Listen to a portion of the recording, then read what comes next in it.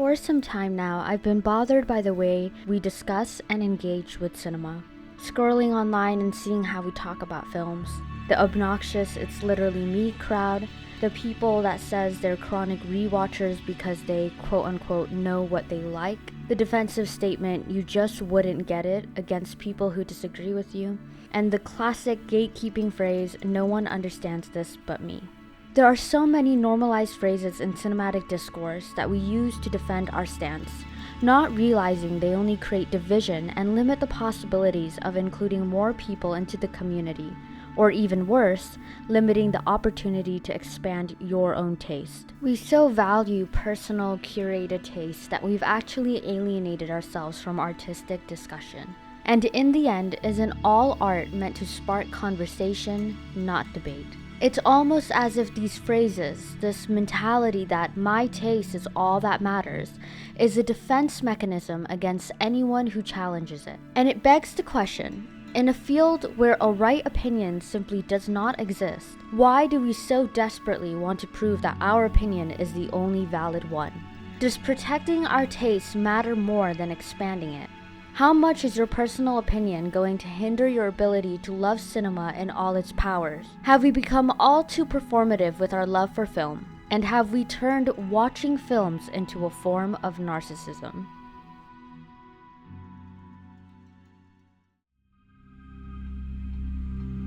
For those who are unaware of this phenomenon, for one, consider yourself lucky. The literally me trend began when groups of people claimed film characters as reflections of their inner turmoil.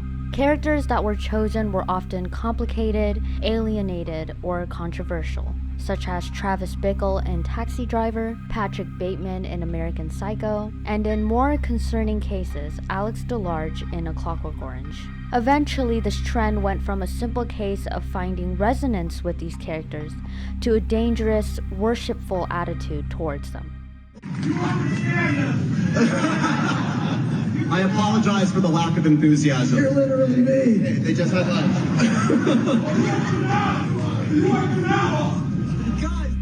Anyone who has actually watched these films should know that these characters were meant to either mirror or satirize the darkest side of humanity. The films were made as a warning to the kind of threat this character poses to our society. Sure, they depict how hardship shaped the type of mentality to prove that these characters are merely a product of an unhealthy environment, but never once do they promote, if you relate to this, then you might as well just keep on going with it. Take a look at American Psycho, a hyperbolic, dark comedy that highlights how materialism leads to a dehumanized and superficial society. And when the novel was adapted by female filmmaker Mary Herron, a fact most of the literally me crowd tends to neglect, it doubles as a commentary on toxic masculinity. And yet, the literally me crowd turned it into something, well, literal.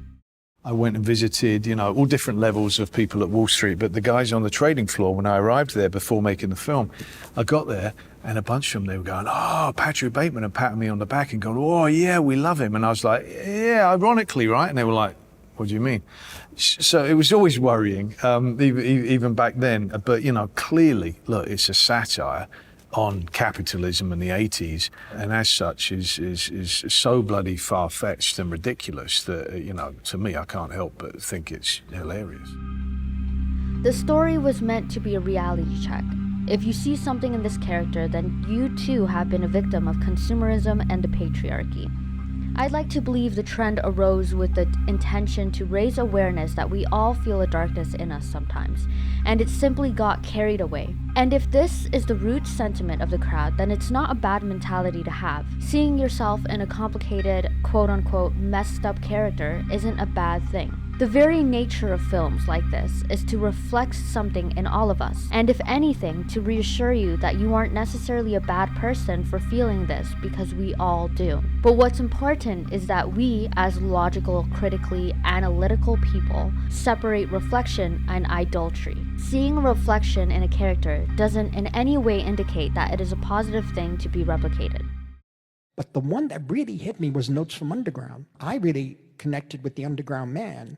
I felt that I was him. A lot of people did when they read the Notes from Underground. And I was maybe looking for a way out of being the underground man. But here we're stuck in the underground. And not only is he the underground man who turns violent, crosses that line from sanity to insanity, he's rewarded for it. And it's an ambiguous sense of celebrating the violent. You might have heard all of this before, but something not often discussed with this trend is how it created a whole new unspoken rule in film culture. You must resonate with a film to like it.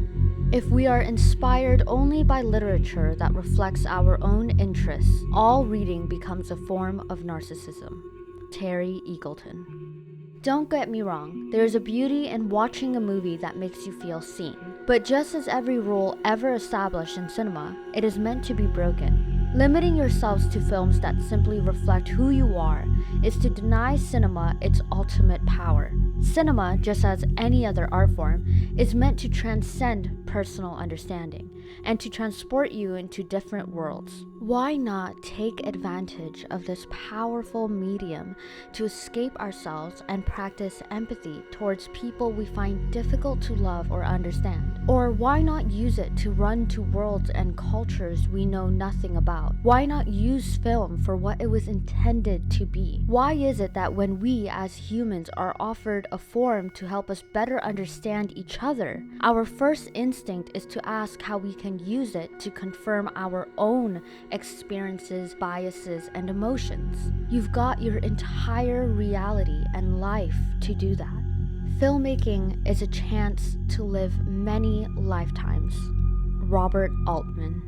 But suppose you still want to approach cinema for personal benefit and don't care much about practicing empathy. Then why not acknowledge that cinema allows you to live so many different lives you otherwise couldn't experience for yourself? Rather than watching films that mimic experiences and feelings you've gone through 100 times before, you can experience what it's like to be in space, or what it's like to be in a different time period, or being a completely different species. Why not take this opportunity to explore what it's like being anything other than you? There's nothing wrong in finding yourself in every story you watch. Some of my favorite films are just this. There's a quiet peace and a sense of closure in seeing yourself on the screen. Though controversial, the Literally Me trend has in many ways given us a sense of reassurance that we aren't alone, nor are we crazy for feeling a certain way. These stories that offer us comfort simply by giving representation most certainly has a place in cinema. But sometimes it's okay to enjoy something that has nothing to do with you. And it's reductive and I'd argue dangerous to assume someone would only enjoy a film because they relate to it. When we began to outline films only by our own understanding and biases, we limit the movie's power to expand and change our minds. Sometimes when you take the you out of the film, you get more about life than anything else. So maybe if the only things you like are because you relate to them, you should ask yourself, when it's all about you, what are you really getting?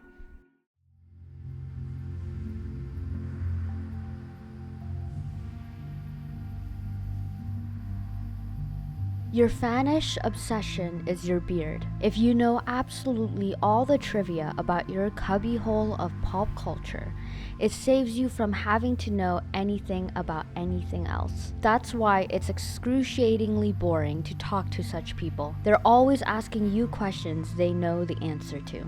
Roger Ebert. There are many benefits to rewatching. In fact, multiple studies have shown that it can trigger a sense of comfort.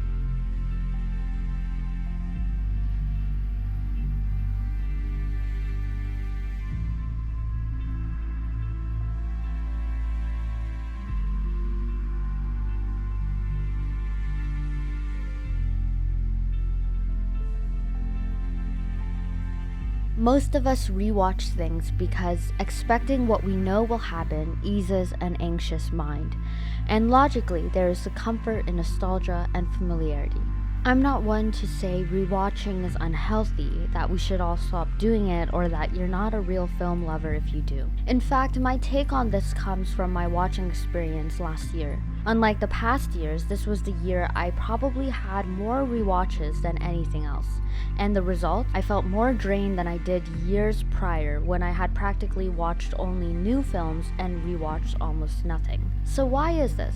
For something that has been proven to offer comfort, why did it in the long run make me feel worse? In my experience, I found that seeking a rewatch for comfort trapped me in a cycle in which my brain kept ticking for something new. And yet, ironically, I had already conditioned myself to be hesitant and close-minded to all things new. It made a creative void inside me to find a new style to get into, but anytime I did indulge in that craving, because it was new and unexpected, I was naturally opposed to it, confusing something different with something bad.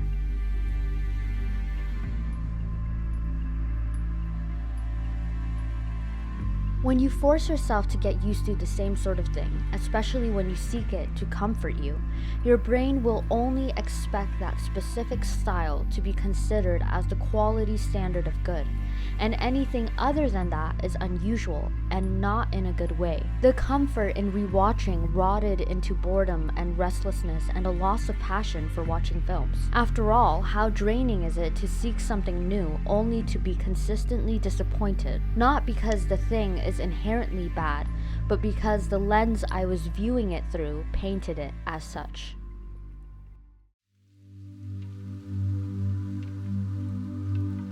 There has been multiple occasions when scrolling through Pinterest or Instagram, I see this exact phrase with different contexts. And something about it has always bothered me because the sentiment seems so inherently paradoxical. How can you know what you like if you've only surrounded yourself with the same thing? Isn't repeating the same watch simply inserting yourself in an echo chamber of the same opinion, same reaction? In fact, isn't every rewatch merely confirming that you just like one thing and only that, and know nothing but that? Just as Ebert suggests, knowing absolutely everything about one singular thing is only evidence that you might not know much about anything else. How can you say you know what you like when you haven't tried it all? And sure, it's impossible to watch every film, style, filmmaker, and such, but rather than wearing it as a badge of honor that you refuse to do so, maybe we should look at it from a different lens. How much more exciting is it that we haven't run out of the different facets of filmmaking? And how much more thrilling is it to know you have so much more to discover? After all, the feeling of watching a great film for the first time will always be rewatching it and loving it just as much. I'm not saying you should never rewatch films. If anything, one rewatch or two will only give you new angles to love a movie you've already admired. There are countless times when revisiting a Kubrick film has revealed new details to make me love the movie all that more. I'd even argue that some films need to be rewatched to have a better grasp on them. And rewatches are a beautiful and active form of human nostalgia as they teleport you to a different period of your life that you may feel sentimental about. But what I have an issue with is the lack of self-awareness and the notion that rewatching film means you know what you like, and people who seek more simply don't. Sometimes choosing to watch something new over rewatching your favorite movie means seeking to understand something beyond what you're used to. And I can guarantee that this will be far more gratifying than repeatedly finding new ways to love the same thing.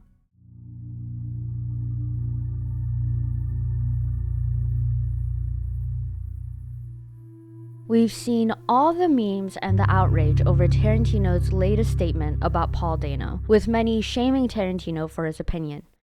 Paul Dano, he is weak sauce, man. He's a weak sister. He's just such a weak, uninteresting guy. Put him with the weakest male actor in SAG. With fans, directors, and actors standing up for Dano. You know what? I don't think Paul Dano ever knew that so many people loved him.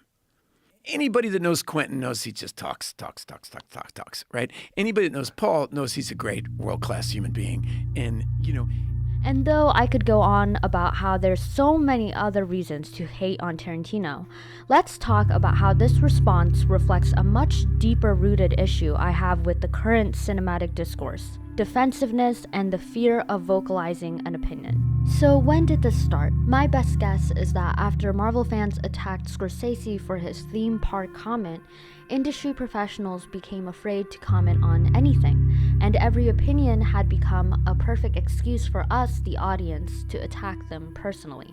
Filmmakers on Letterboxd refuse to rate films, actors are being judged as pretentious for talking about niche films. And though many may think that this is just a rule of thumb, you don't talk about another person's film, or what they call media training, the film industry never really had this kind of behavior. Mr. Inner Force took over and I found myself typing, and I quote, "I hated this movie. Hated this movie. Hated it. Hated every simpering, stupid, vacant, audience-insulting moment of it," unquote, and so on, all together.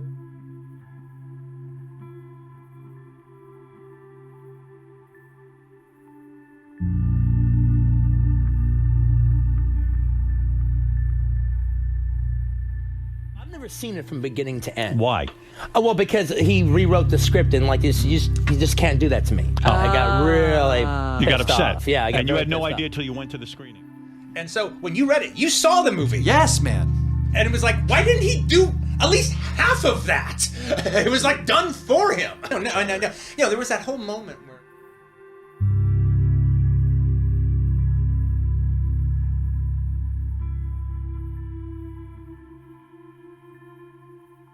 The night that got me was David Cronenberg showed up, and he's an old friend of mine. And unfortunately, he takes himself so seriously these days. You can say that it's nice that everybody simply gets along now. I'd argue that it was better back then, when people respected each other's work enough to criticize and sometimes spark some friendly competition. If it weren't for Tarkovsky's intense dislike of 2001, we'd never get Solaris. And sure, everyone is friendly now, but is it really out of respect or is it out of fear? Now, that doesn't go as far as to say that Tarantino was right. Personally, I strongly disagree with his opinion on Paul Dano, but my annoyance stems from the outrage it provoked in everyone else, especially when there's so much else about Tarantino that we should be outraged at, but that's a whole different story. The very fact that stating an opinion, whether it's a widely favored one or a more unpopular one, always breeds some sort of controversy baffles me. Have we forgotten what the word opinion means? Have we forgotten that all art is subjective? And more importantly, when will we realize art is intended to be a discussion, not a debate? If someone disagrees with your favorite film, this should be the opportunity to decide and let both sides speak. The person gets the chance to justify and broaden the other's mind, and the other has the chance to clarify the film's issues and maybe ground the person's opinion. Art is one of the only things in this world that is entirely subjective. Shouldn't we treat it as such? And this moves me to my next point, all the defensive statements against people who disagree with your opinions. The statement that really bothers me the most is the "you just wouldn't get it." Whether the statement is used against men when it comes to feminist cinema, or against women when it comes to a male-driven film, or just used against anyone else's identity, whether gender, sexual orientation, race, etc. Because the film isn't about them, it is used to attack anyone who disagrees with you. What bothers me most about the variance of defensive arguments is that people don't see how someone disagreeing with you is an opportunity to encourage them to re-watch it.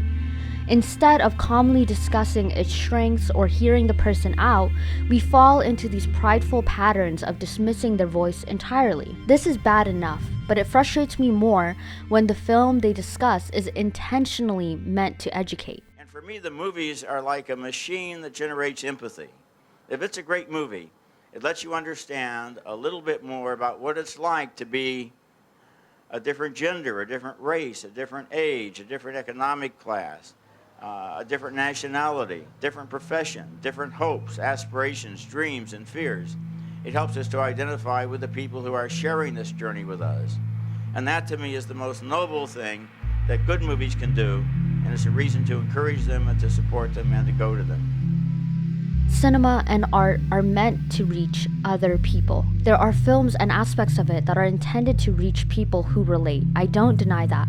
But a significant intention of most works is to get you to empathize and understand without directly experiencing it. Take the Barbie movie, for example. There are so many moments in this film made for women that makes us feel seen and cathartic.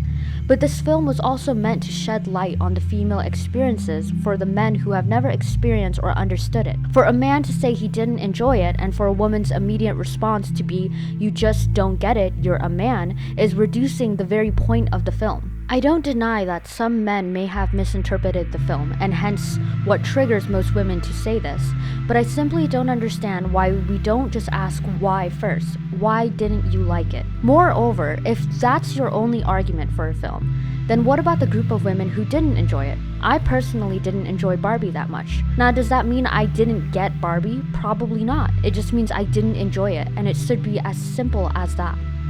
Cinema is a machine of empathy. You don't need to fit into the requirements of what the film is talking about to have an opinion on it. And for someone who may fit into it, to dismiss everyone else's opinion is almost sacrilegious to the practice of cinema.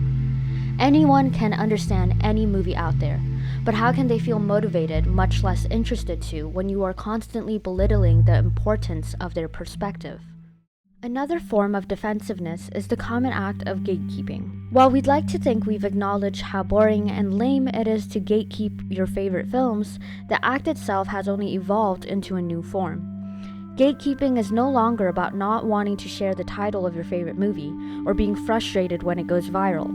It now takes form in the phrase, "No one understands this but me." While the phrase alone contains so many problematic angles, the only one I want to look at is how it creates this invisible personal link between the film and you. There's no issue with finding a personal relationship with a movie you admire. Much of how films affect us comes from just this. My issue is that people now take the critiques of certain films as a personal attack on them, which, going back to Tarantino and Dano's conflict, might be the case. We form a sort of bond to a piece of work so intimately that the concept of someone saying anything negative feels like a direct attack on your ego and identity. We fail to grasp that the critiques of this film aren't a critique against your intellect or taste. This disconnect is precisely what creates a divide in the film community.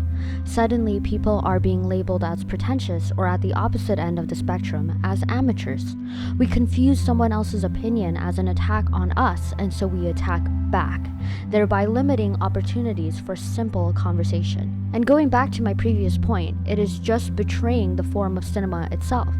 Cinema isn't meant to be understood and appreciated by one person. You can absolutely find a personal connection to it, but so did thousands of people who watched it before, and so did the hundreds of cast and crew who worked on the film itself. But even beyond that, why would you want to be alone in your love for it? Why not be excited to see how many people like you find resonance too? Why not share how the film changed you so it can change millions more? Cinema isn't a place to satiate your interests only to use that feeling to feed your superiority complex. It's a place to share experiences and opinions, and we shouldn't limit it to our egos. Being defensive is natural, especially when you love a film so much. We've all been there when you feel genuinely frustrated that someone doesn't love the movie as much as you do. If anything, being defensive and accidentally letting these phrases slip out are merely indicators of how important it is to you. But rather than defending it with your life, and more dangerously so with insult, it can be a chance to share all the good things you love about it. There should be no room for belittling someone in art. Art is a human, creative expression, not rocket science. You don't need a degree or watch a certain number of films to really get it. And neither should we use cinema to exclude people from it. And as much as I hate to say it, or much less admit to myself, sometimes some people just don't like what you like. That doesn't mean it's a personal attack on you or that they lack depth. It just means they simply didn't enjoy it, and their take shouldn't just be tolerated, but it should be mutually understood. Developing a personal relationship to cinema is a beautiful and essential thing, but something that should never be normalized is one's weaponization of said passion. Sometimes it just isn't about you. I can't say for sure when all of these new behaviors were developed. I got into cinema around 2016 and really went deep into it around 2019 to 2023. During that time, I was only met with kind, supportive, loving people. Being a cinephile was never really such a bad thing back then. No one ever judged each other or was performative in any way. But then in recent years, being a cinephile is synonymous with the term pretentious and insufferable. Maybe it was the rise of users on Letterboxd or just the community expanding so more opinions are just chiming in, but there has been a palpable shift in recent years. And suddenly talking about movies, whether online or with other cinephiles, became quite exhausting. I went from someone who never really skipped a reel on Instagram about cinema to someone who immediately clicked not interested because I just knew something about our current online language would bother me. I remember we'd have groups with so many people online just recommending films and discussing them for hours. Now the thought of doing that terrifies me. How quickly can an argument escalate? Is someone intimidated? Is someone going to be way too snobby? When I first started, cinephiles weren't about creating an image or identity for themselves within the cinephile world. It was just simply about community and discussion. Nothing about anything I've criticized in this is meant to vilify anyone in any way. Finding resonance in movies, repeating movies you love, suggesting a deeper level of evaluation is necessary, and feeling a film is only personal to you are all things that come from a deep love and passion for it. The issue I have is our rhetoric and how it's been weaponized. Rather than allowing these things to be an opener for discussion, we've allowed it to close our minds to more of what cinema can offer and to more of what a community of diverse opinions can bring creatively into the world. These things shouldn't be used as defense mechanisms. They should be altered to invite more movies into our lives and encourage more to join us. Among all art forms, cinema is the most collaborative. It isn't just one person telling one story. It's hundreds and thousands of people cooperating. And I hope in the long run, the community on set carries over to the audience. We all need to realize we aren't the only ones here, and there will always be room for more. Loving films is personal and beautiful, but sharing them makes the experience a million times better.